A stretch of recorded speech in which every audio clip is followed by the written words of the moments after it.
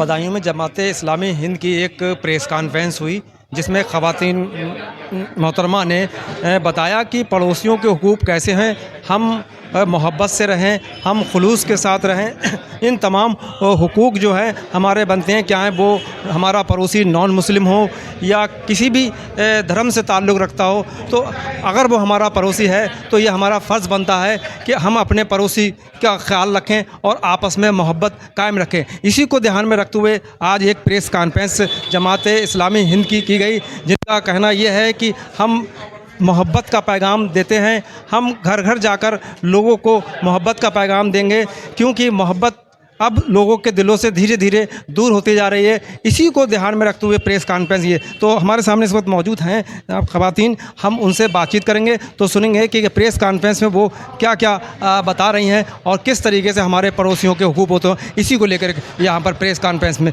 की गई। चलिए हम बात कर लेते हैं मोहतरमा से। ताल्लुकात में बहुत सारे रिश्ते वगैरह के ताल्लुकात तो होते हैं, लेकिन जो पड़ोस का ताल्लुक़ है वो इंसान के ज़िंदगी में बहुत अहम होता है और पड़ोस का ताल्लुक़ बहुत करीबी ताल्लुक़ होता है।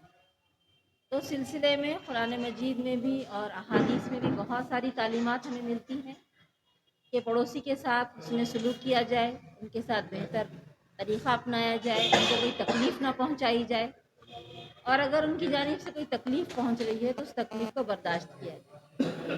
तो ये वो तालीमात हैं जो कुरान और सुन्नत में पाई जाती हैं।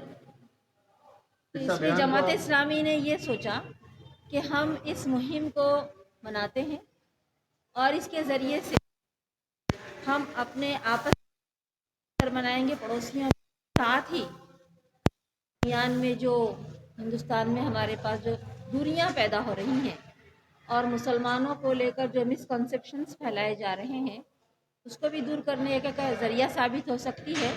और इस्लाम जो मज़हब है, जो एक यानी की जो नफ्सियात है, उसकी जो साइकोलॉजी है, उसको सामने रखते हुए क्या तालीमात देता है वो भी लोगों के सामने आए और लोगों को पड़ोसियों के हुकूक़ के सिलसिले में उन्हें बेदार किया जाए। इसके लिए मुहिम मनाई जाए। तो इस अभियान को किस तरीके से चलाएंगे आप, डोर टू डोर या मोहल्ले वाइज, किस तरीके से? जी, इसमें तो ज़्यादातर हमने प्लान किया है कि डोर टू डोर हमारी मुलाकातें हों और ख़ास तौर से जमात इस्लामी का कैडर पूरे मुल्क में फैला हुआ है, हर जगह है। तो हमने अपने पूरे कैडर को ये इंस्ट्रक्शंस दिए हैं कि वो अपने पड़ोसियों के साथ मुलाकातें करें, डोर टू डोर जाएं और अपने तमाम पड़ोसियों से इस तरह से ताल्लुकात बेहतर करें। अगर कहीं ताल्लुकात मजबूत नहीं है, ठीक नहीं है, तो उसको बेहतर बनाने की कोशिश करें और जहाँ थोड़े ठीक है उसको और बेहतर बनाएं। फिर आपस में तोहफ़े तोहफ़ भी दें। तो इस तरह जो हमारी बॉन्डिंग है पड़ोसियों के साथ, उसको और मजबूत बनाने की हम कोशिश करें। जो पड़ोसियों के सिलसिले मनाई जा रही है वो बहुत वास्ट है, इसका जो दायरा है बहुत वसी है।